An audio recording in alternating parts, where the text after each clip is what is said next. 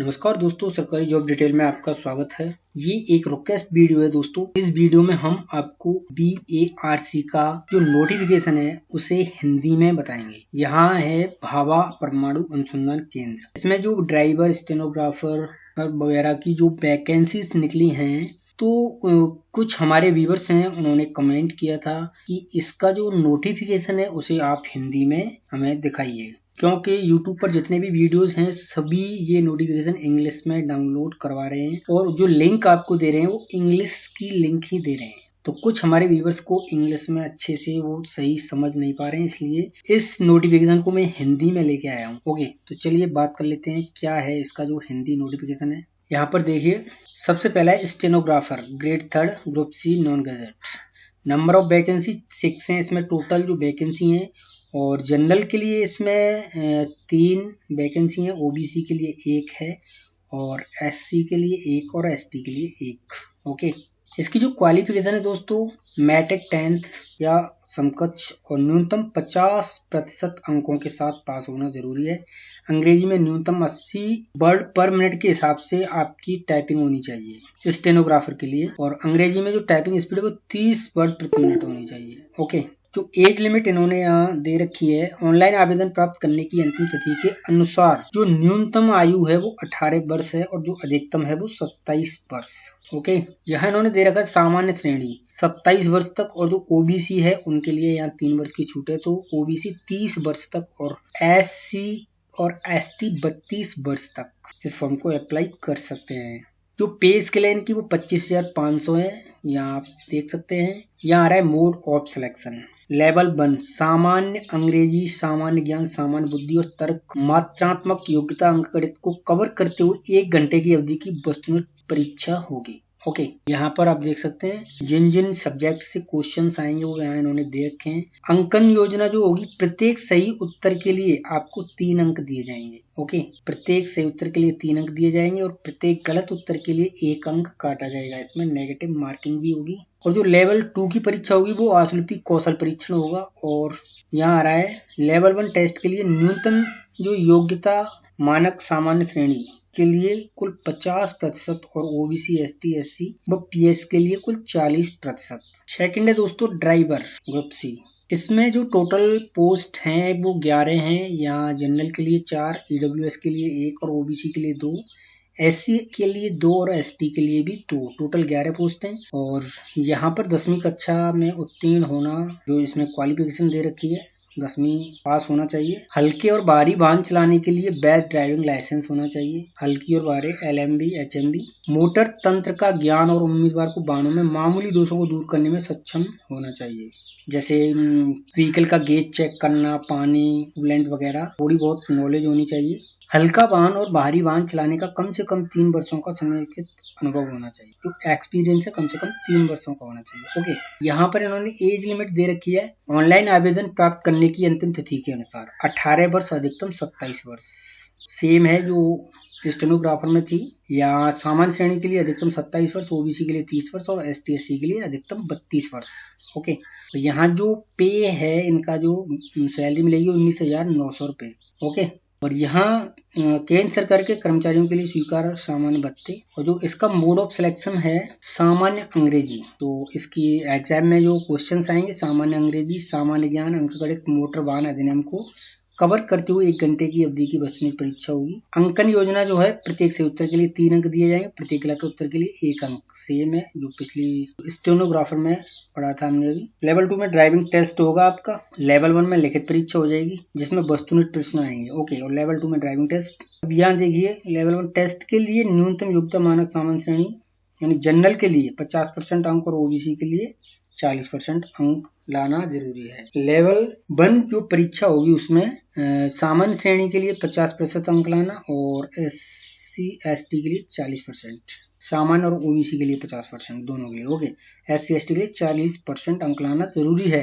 यहाँ पे इन्होंने स्पष्ट दे रखा है केवल लेवल 1 लिखित परीक्षा में उत्तीर्ण उम्मीदवारों को लेवल 2 ड्राइविंग टेस्ट के लिए बुलाया जाएगा। जब आप फर्स्ट वाले लेवल की जो परीक्षा है, जो लिखित परीक्षा है, उसे आप क्लियर कर लेंगे, उसमें यदि आप OBC और जनरल से हैं तो 50% अंक ले आएंगे, और SC, ST से हैं तो 40% अंक ले आएंगे, उसके बाद ही आपको यहाँ ड्राइविंग टेस्ट के लिए बुलाया जाएगा। ओके, या नेचर ऑफ ड्यूटीज क्या है, हल्के या बाहरी वाहन या दोनों को चलाने के लिए मामूली मरम्मत कार्यों में भाग लेने और 24 घंटे की पाली में भी कर्तव्यों का पालन करने के लिए आवश्यक है। जो आपको ड्यूटी दी जाएगी यहाँ ये सब लिखा हुआ है स्पष्ट। थर्ड है दोस्तों वर्क असिस्टेंट ग्रुप सी। यहाँ पर जो नंबर ऑफ वैकेंसी है, यहाँ टोटल वैकेंसी 72 है, 72। जनरल के लिए 20, ईडब्ल्यूएस के लिए 3, ओबीसी के लिए 15, एससी के लिए 15 और एसटी के लिए 12। अब यहाँ तीनों की वैकेंसी हम पढ़ चुके हैं।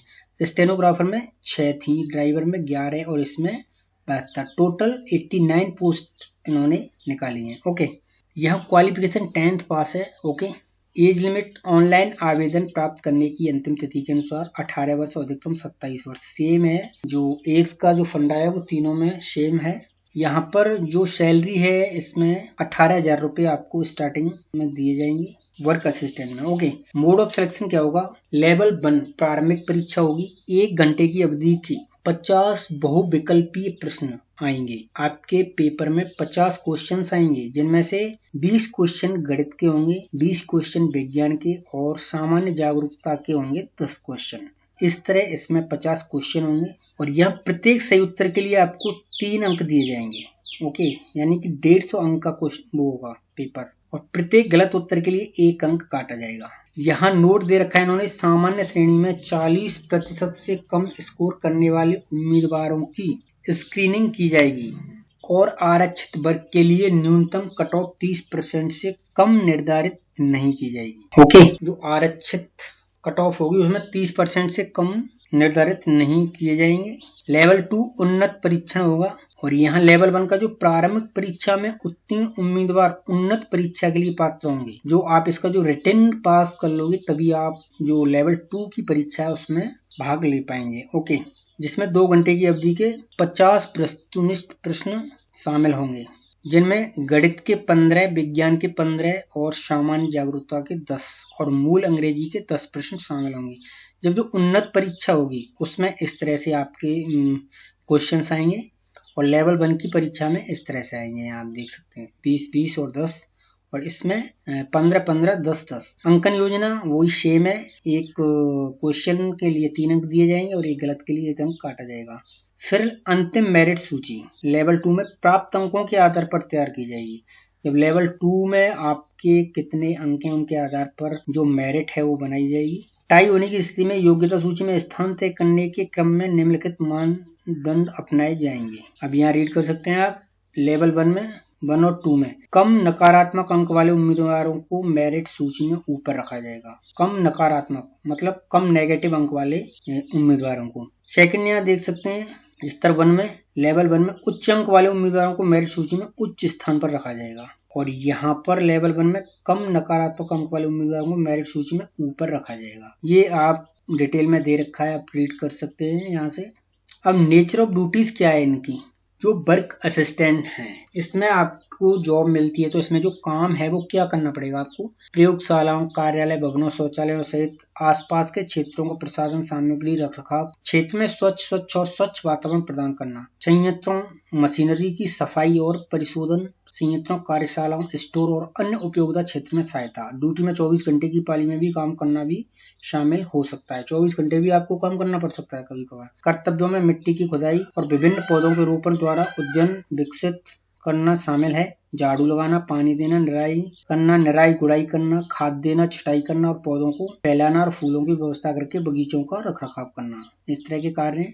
तो ये था दोस्तों हिंदी में BARC का नोटिफिकेशन, और यहाँ आप इसे और भी जो भी इंफॉर्मेशन है आप इसे आराम से रीड कर सकते हैं और समझ सकते हैं, क्योंकि टोटल जो नोटिफिकेशन है दोस्तों मैंने इसे हिंदी में टाइप किया है। ओके, यहाँ अतिरिक्त लाभ दे रखे हैं, इन्हें भी आप रीड कर लेना। और यहाँ पर देखिए ये आवेदन शुल्क के बारे में इन्होंने दे रखा है, ऑनलाइन के माध्यम से आवेदन शुल्क के भुगतान का तरीका। ओके, 100 रुपये। यहाँ जो छूट है वो अनुसूचित जाति, अनुसूचित जनजाति, PWD महिला और पुरुष सैनिकों से संबंधित उम्मीदवारों को आवेदन शुल्क के भुगतान से छूट दी गई है। जो बाकी इन्फॉर्मेशन है आप यहाँ रीड कर सकते हैं। इसके ऊपर दोस्तों मेरा एक और वीडियो, उसका लिंक भी आपको वीडियो के डिस्क्रिप्शन में मिल जाएगा, चाहे तो आप वहां से वो वीडियो भी वॉच कर सकते हैं, जिसमें मैंने इसकी डेट, फीस के बारे में इन्फॉर्मेशन दी है। यहाँ देखिए ऑनलाइन आवेदन करने की जो सुविधा है, जो डेट है 1/7/2022 से स्टार्ट हो चुके हैं, 31/7/2022 तक उपलब्ध रहेगी। ओके, बाकी इन्फॉर्मेशन आप पढ़ सकते हैं यहाँ से। इसमें कुछ नंबर्स दिए हुए हैं इन्होंने लास्ट में। यहाँ बहुत सारी इन्फॉर्मेशन दे रखी है, आप डिटेल से इसे पढ़ें समझें, उसके बाद ही फॉर्म में अप्लाई करें। यहाँ इन्होंने कुछ नंबर्स दे रखे हैं, यहाँ आप देख सकते हैं, ये नंबर्स हैं।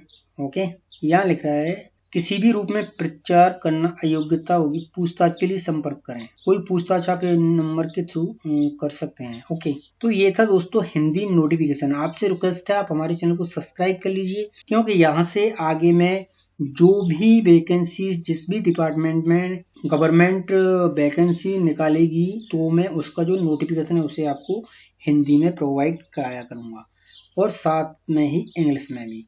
हिंदी इंग्लिश दोनों लैंग्वेज में आपको नोटिफिकेशन मिलेगा। अब इस वीडियो के डिस्क्रिप्शन में आपको इसका इंग्लिश नोटिफिकेशन मिलेगा, और हिंदी नोटिफिकेशन आप इसे हमारे वीडियो के थ्रू रीड कर सकते हैं। ओके, तो उम्मीद करता हूँ दोस्तों आपको ये वीडियो अच्छा लगा होगा। वीडियो अच्छा लगा होगा लाइक कर दीजिए, चैनल को सब्सक्राइब जरूर कर लीजिए, क्योंकि आपको बेहतर से बेहतर इंफॉर्मेशन इस चैनल पर देखने को मिलेगी, वो भी हिंदी इंग्लिश दोनों में।